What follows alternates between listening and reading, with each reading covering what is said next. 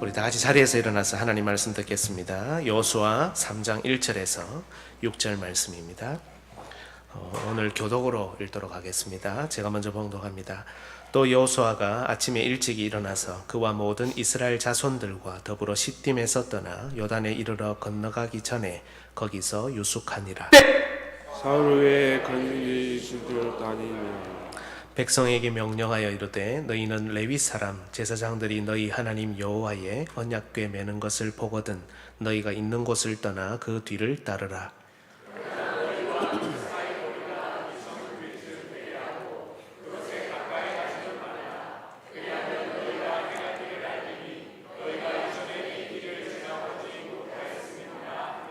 여호수아가 또 백성에게 이르되 너희는 자신을 성결하게 하라. 여호와께서 내일 너희 가운데에 기이한 일들을 행하시리라.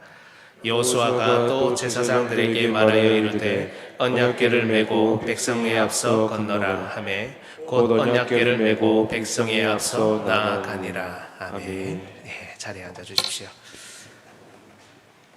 지난 시간에 우리는 본문에 관한 첫 번째 설교를 들었습니다.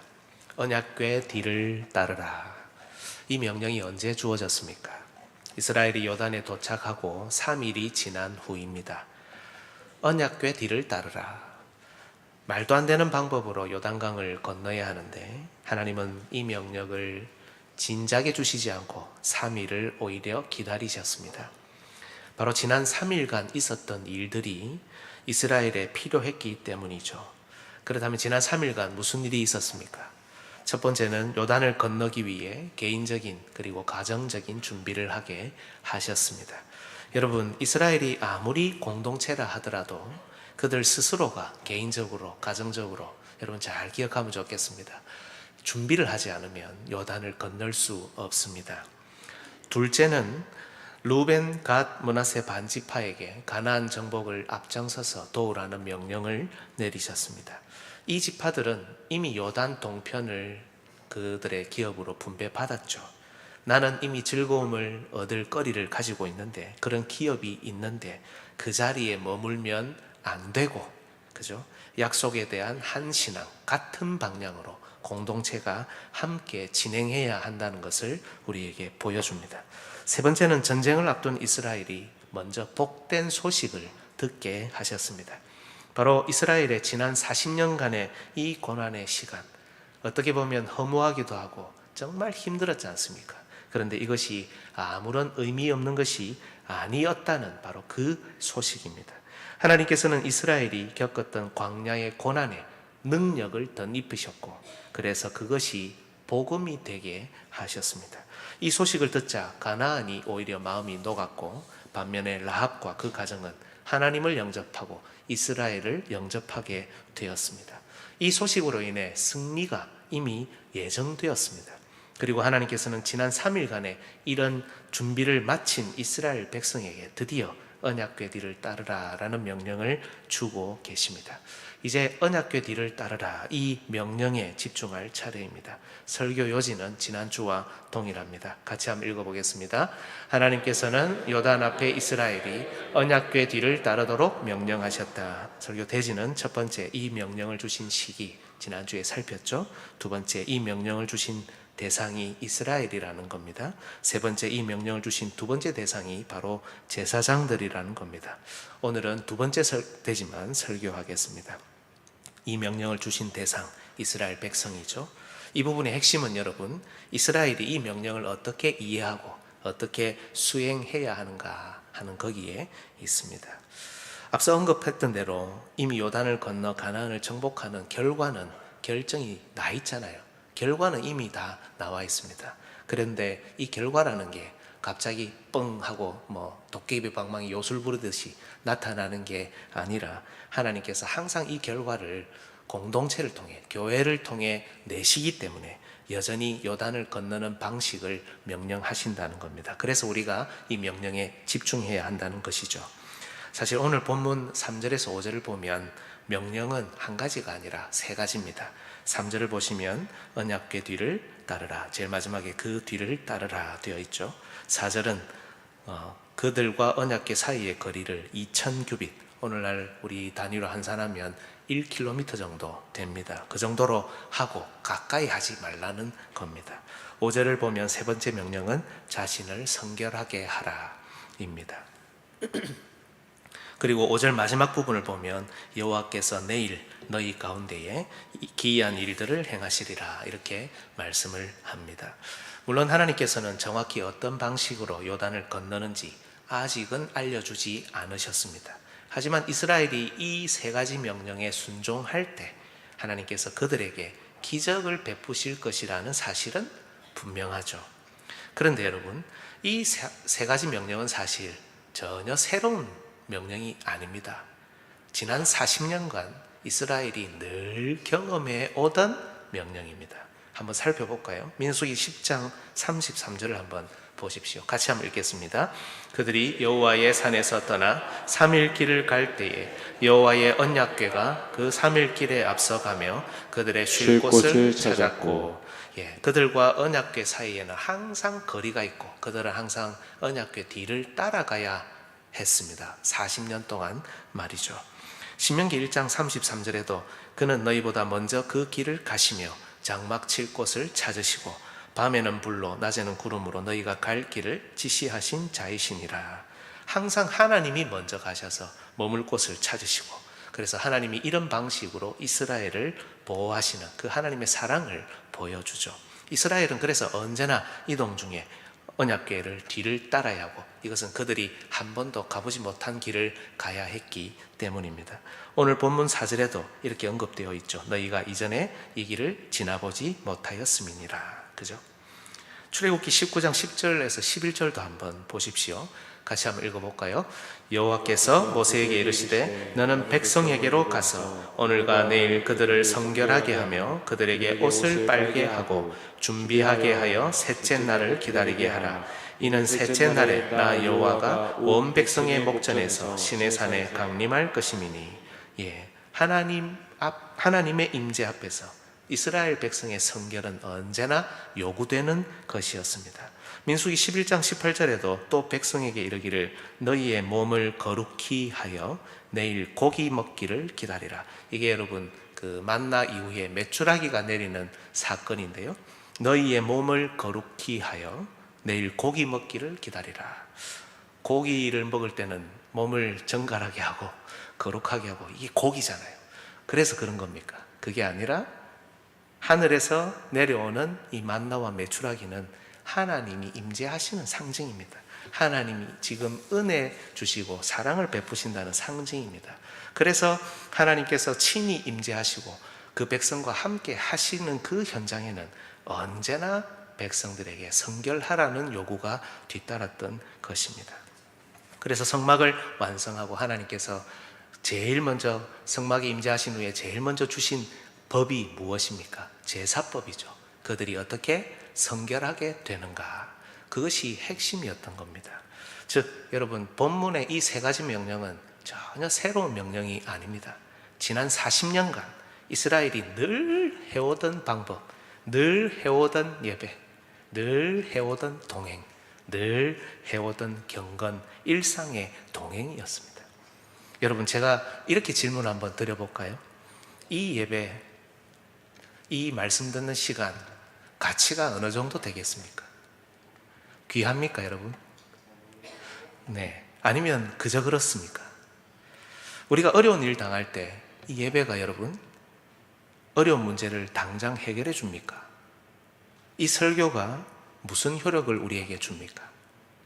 늘 행하는 가정 경건에, 개인 경건 생활, 목장 모임, 그 가치가 어느 정도 될까요?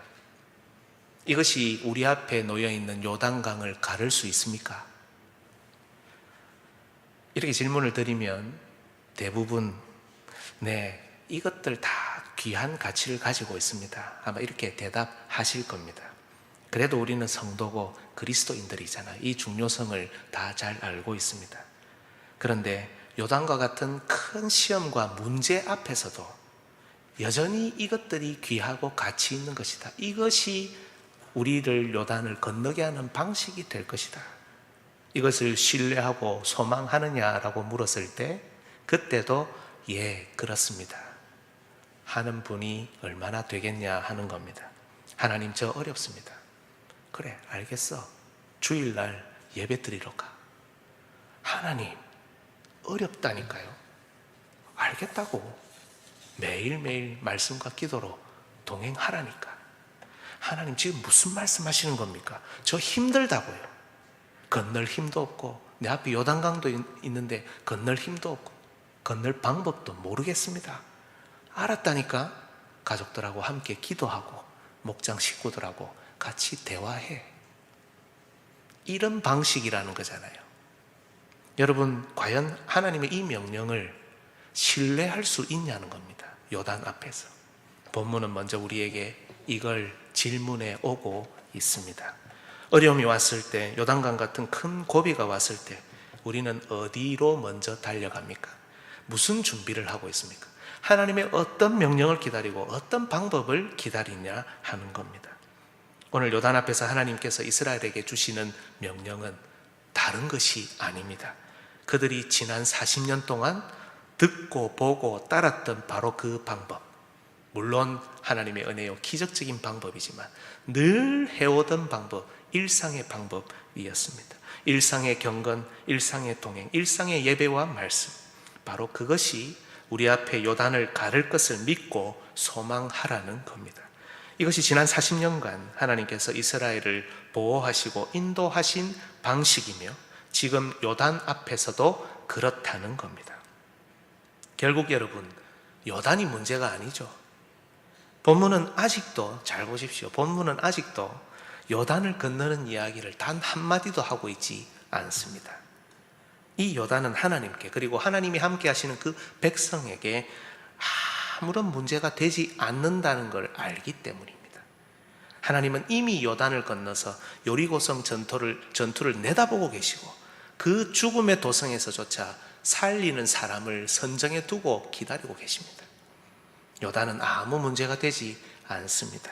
문제는 이스라엘이 이 요단 앞에서도 지난 40년간의 하나님의 인도하심, 하나님의 그 방법, 이 일상의 은혜를 여전히 믿고 신뢰할 수 있느냐를 질문하고 계십니다. 여러분, 우리는 왜 매일 말씀과 기도로 동행하고 왜 매주 똑같은 시간, 똑같은 장소, 똑같은 사람들과 함께 예배드리며 말씀을 듣습니까? 왜 똑같은 사람들과 기관 및 구역 모임을 하고 새벽에도 금요일에도 왜 이들과 함께 기도합니까? 이 가치가 어느 정도 되기 때문에 이렇게 하고 있는 겁니까?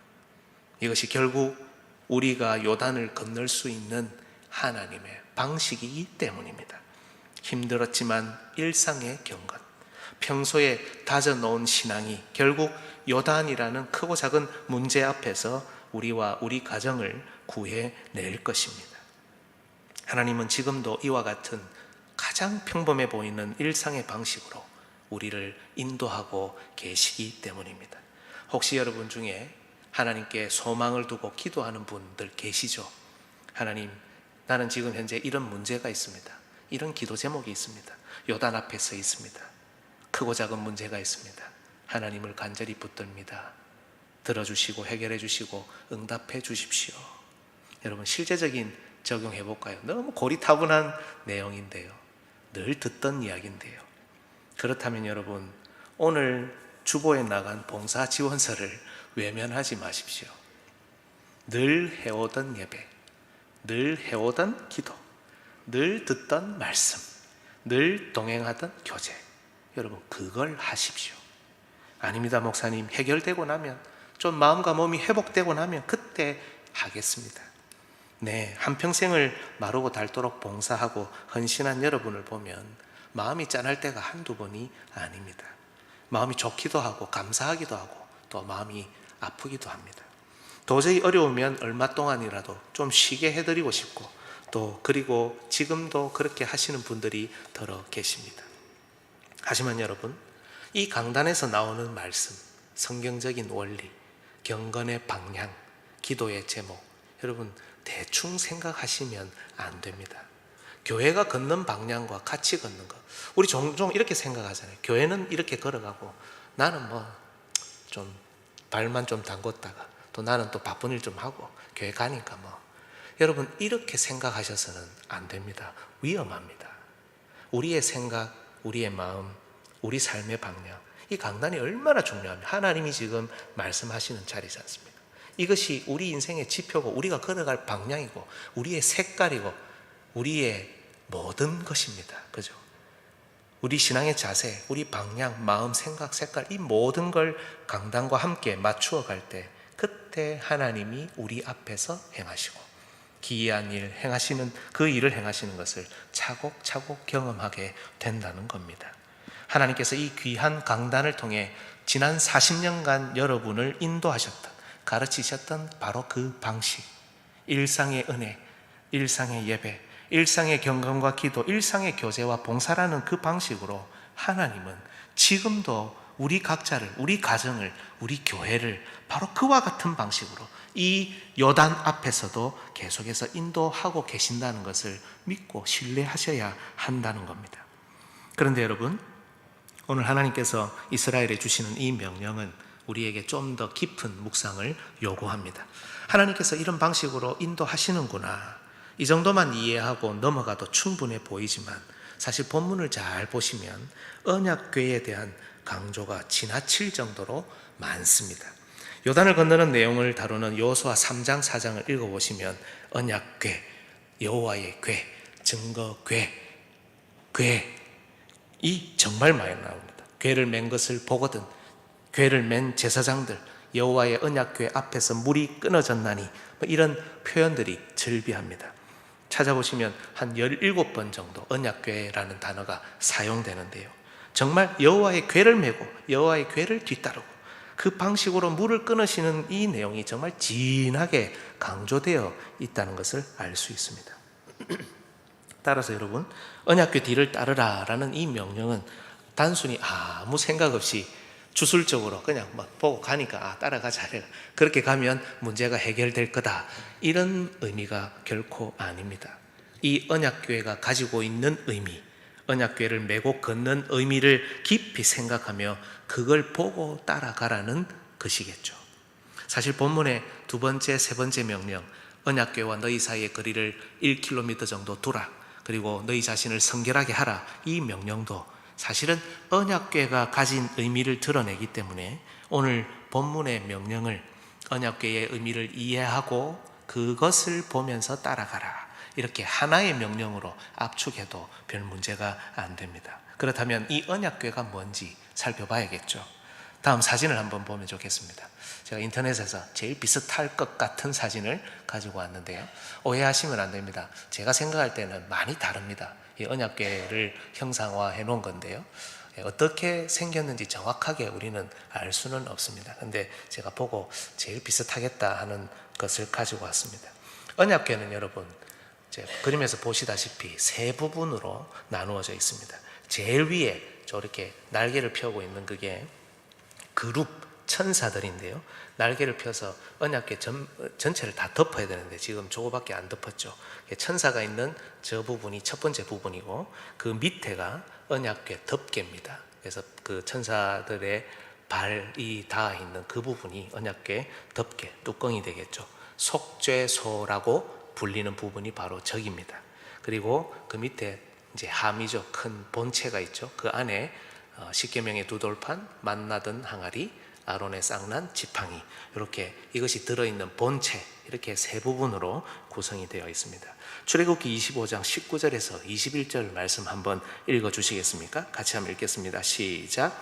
한 그룹은 이 끝에 또 한 그룹은 저 끝에 곧 속죄소 두 끝에 속죄소와 한 덩이로 연결할지며 그룹들은 그 날개를 높이 펴서 그 날개로 속죄소를 덮으며 그 얼굴을 서로 대하여 속죄소를 향하게 하고 속죄소를 궤 위에 얹고 내가 내게 줄 증거판을 궤 속에 넣어라. 이 증거판이 십계명의 두 돌판입니다. 궤 안에 그 세 가지가, 여기 나머지 두 가지는 안 나오지만요, 세 가지가 들어있고 그 위에 덮개가 있고 그 위에 그룹이 한쪽은 이쪽에 또 다른 하나는 저쪽에 해서 날개로 전체를 다 덮고 있으니까 비정상적으로 커야 되겠죠. 다 덮어야 되니까 그런 모습으로 되어 있습니다. 그렇다면 하나님은 왜 이런 방식으로 언약궤를 만드셨고 그 의미가 무엇이겠습니까? 먼저 여러분 성경을 잘 보시면 언약궤를 왕이신 하나님의 보좌, 의자라고 종종 부릅니다. 에스겔 43장 7절 한번 보십시오. 그가 내게 이르시되 인자야 이는 내 보좌의 처소. 이게 이제 동편 문으로 하나님의 영이 성전 안으로 쫙 들어가는 그 환상을 보여주시는 장면인데, 이제 언약궤가 되겠죠. 내 보좌의 처소, 내 발을 두는 처소, 이렇게 언약궤를 부릅니다. 그래서 여러분 하나님의 형상을 물론 만들 수 없기 때문에 실제로 언약궤를 보면서 그걸 볼 수는 없지만 어떤 모습이냐면, 하나님이 언약궤 위에 딱 누가 있습니까? 천사가 있죠. 그 위에 딱 앉으시고 발을 덮개 위에 딱 올려놓고 앉아 계시는 모습으로 성경이 표현하고 있다는 겁니다. 천사가 이때 뭐가 됩니까? 의자가 되는 거죠. 보좌가 됩니다. 그래서 여러분 성경을 보시면 이런 표현들이 굉장히 많이 나오는데요. 한번 보십시오. 시편 80편 1절입니다. 같이 읽겠습니다. 시작. 요셉을 양떼같이 인도하시는 이스라엘의 목자여 귀를 기울이소서. 그룹 사이에 제정하신 이여 빛을 비추소서. 그룹 사이에 자정하신 이여. 이게 그냥 그저 상징적인 표현이 아니라 실제 언약궤 모습을 보면서 두 그룹 사이에 앉아 계시는 하나님, 이렇게 부르고 있는 겁니다. 그런데 여러분 하나님이 이렇게 앉으셔서 다스리시고 통치하시고 왕으로서 이렇게 위엄을 보이시는데, 이렇게 하시는 하나님이 갑자기 일어나실 때가 있어요. 언제 일어나실까요? 하나님도 뭐 화장실도 가셔야 되겠습니까? 일어나셨다가. 그게 아니죠. 하나님이 일어나실 때는 이스라엘과 함께 움직이실 때 일어납니다. 그리고 앞에 대적들이, 원수들이 싸움을 걸어올 때, 그들과 전쟁할 때 하나님이 다 일어나셔서 전쟁하는 모습을 볼 수 있습니다. 민수기 10장 35절 한번 보십시오. 궤가 떠날 때에는 모세가 말하되 여호와여 일어나사 주의 대적들을 흩으시고 주를 미워하는 자가 주 앞에서 도망하게 하소서. 궤가 움직이고 이스라엘이 뒤를 따라갈 때는 하나님이 일어나셔서, 그죠? 다 서서 앞에 있는 대적 원수들을 다 무찌르시고 백성을 데리고 앞으로 진군하시는 모습으로 그렇게 표현이 되어 있습니다. 이런 기능이 있기 때문에 여러분 언약궤 제일 위쪽에 위치한 이 의자였던 천사는 하나님이 일어나서 움직이실 때는 뭐가 되겠습니까? 자가용, 수레가 됩니다. 전차가 되는 거죠. 여러분 시편 18편 10절을 한번 보십시오. 같이 한번 읽어볼까요? 시작. 그룹을 타고 다니시며 바람 날개를 타고 높이 솟아오르셨다. 때때로 이 바람 날개라는 것은 그룹 천사와 똑같은 표현입니다. 그래서 때때로 천사들은 하나님이 앉으시는 의자가 되기도 하지만 하나님이 움직이실 때는 다 하나님의 수레가 전차가 되어서 백성들을 쫙 이끌고 앞으로 나가서 대적들을 다 무너뜨리시고 하는 그런 모습으로 이렇게 기록을 해놓았죠. 여러분 우리 종종 하나님을 이렇게 생각합니다. 하나님은 언제나 가만히 계시고 우리는 부려먹고, 맨날 교회와 하나님 나라와 복음을 위해서 우리에게 봉사 지원하라고 하나님 자꾸 말씀만 하시고 하나님은 편하게 가만히 계시고. 그러나 여러분 그렇지 않습니다. 우리가 걷는 광야길, 우리가 감당하는 온갖 종류의 영적인 전투, 하나님은 친히 일어나셔서 우리와 함께 걸으시고 친히 앞장서셔서 우리를 위해 싸우는 분입니다. 이렇게 하나님은 천사의 날개 위에서, 바로 이 날개, 성경이 뭐라고 표현합니까? 여호와의 날개라고 표현하잖아요. 이 날개로 우리를 인도하시고 보호하시는 분이라는 걸 언약궤 제일 첫 부분이 우리에게 보여줍니다. 그래서 여러분 세상에서 제일 안전한 곳이 어디입니까? 여호와의 날개 아래. 시편 36편 7절을 한번 보십시오. 같이 한번 읽겠습니다. 하나님이여 주의 인자하심이 어찌 그리 보배로우신지요. 사람들이 주의 날개 그늘 아래로 피하나이다. 그냥 하나님 날개 아래로 피합니다, 상징적인 표현이 아니라 언약궤를 보면서 그곳이야말로 여호와의 보호를 받을 수 있는 곳이다 라는 것을 고백하죠. 그래서 여러분 보아스가 한때 룻에게 이런 말을 한 적이 있습니다. 룻기 2장 12절에 여호와께서 내게 행한 일에 보답하시기를 원하며 이스라엘의 하나님 여호와께서 그의 날개 아래에 보호를 받으러 온 내게, 그의 날개 아래에 보호를 받으러 온 내게, 하나님을 인정하고 하나님 앞에 나아가는 그걸 날개 아래에 보호받는 것으로 고백하고 부르고 있는 겁니다. 여러분, 잘 생각해 보면 하나님이 셉니까? 날개가 있으시게? 아니잖아요. 바로 언약궤가 하나님의 보호와 통치, 그 백성과 함께, 그 백성보다 앞서서 걸으시고 싸우시는 모습을 우리에게 보여준다는 겁니다. 그리고 이 날개 아래는 뭐가 있다고요? 두 번째, 속죄소. 속죄를 위해, 성결을 위해 피를 뿌리는 곳입니다. 대속죄일의 대제사장이 바로 이곳에 속죄 제물의 피를 가지고 와서 거기다가 뿌립니다. 이스라엘의 모든 죄를 그 피 뿌림으로 대속하죠. 여러분, 그렇습니다. 여호와의 날개 아래로 피했더니 우리가 뭘 만납니까? 피 뿌림을 만납니다.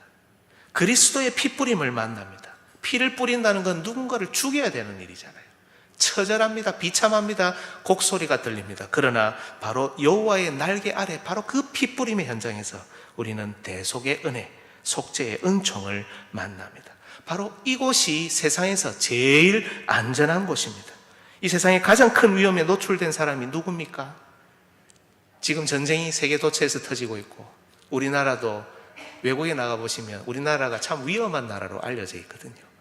우리가 위험합니까? 지금 전쟁을 경험하고 있는 그들이 위험합니다. 우리 생각에는 그들이 지금 위험하다 생각하죠. 그러나 여러분, 세상에서 제일 위험한 사람은 회개하지 않는 사람입니다.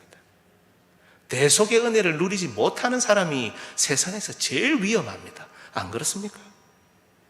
비록 연약하고 배운 것이 없고 가지지 못했다 하더라도 만약 우리가 죄사함의 은혜를 받았다면 우리야말로 세상에서 가장 안전한 사람들입니다. 여호와의 날개 아래 바로 이런 보호가 있다는 것을 언약궤가 우리에게 보여주죠. 따라서 여러분, 본문에서 언약궤 뒤를 따르라, 너희와 언약궤 사이에 거리를 두라, 너희 스스로를 성결하게 하라는 이 명령은 언약궤 그 자체입니다.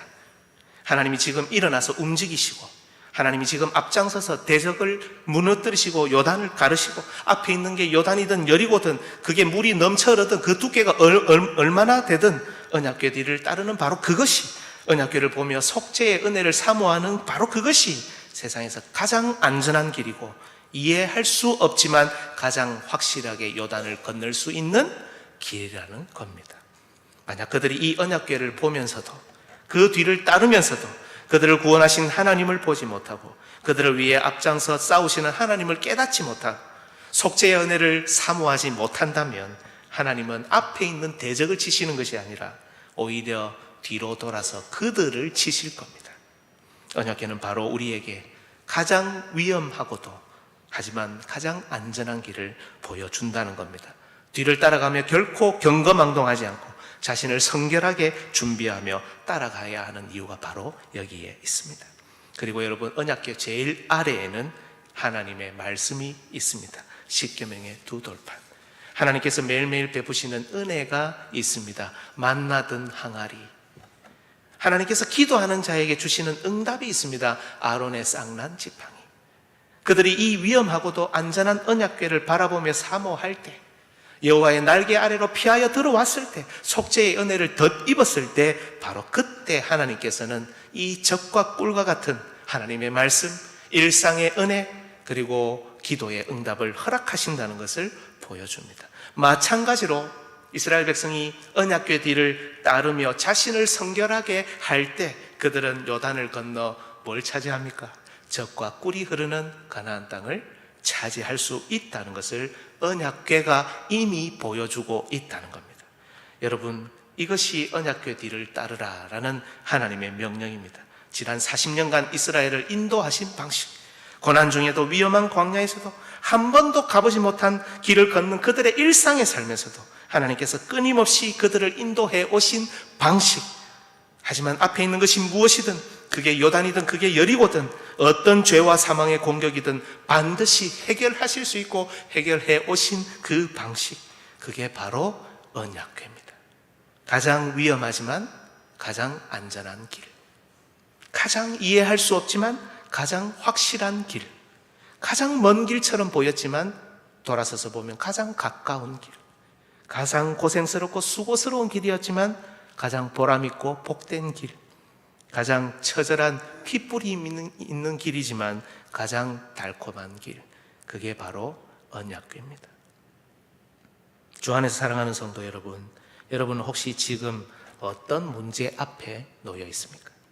마음이 불편하고 불안하며 도저히 어떻게 해야 할지 모르는 그런 상황 속에 있지는 않습니까?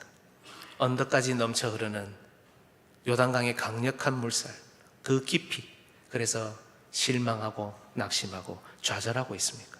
삶의 여러 가지 우울한 문제들, 자녀에 대한 걱정들, 나는 지금 잘하고 있는지, 나는 제대로 된 길을 걷고 있는지, 올바른 선택을 하고 있는지, 이제는 어느덧 뒤를 돌아보니 허무함이 남아서 내 존재 자체에 회의감이 들 정도로 그런 시간을 보내는 분들은 없습니까? 오늘 하나님께서는 이런 우리에게 명령하십니다. 언약궤 뒤를 따르라.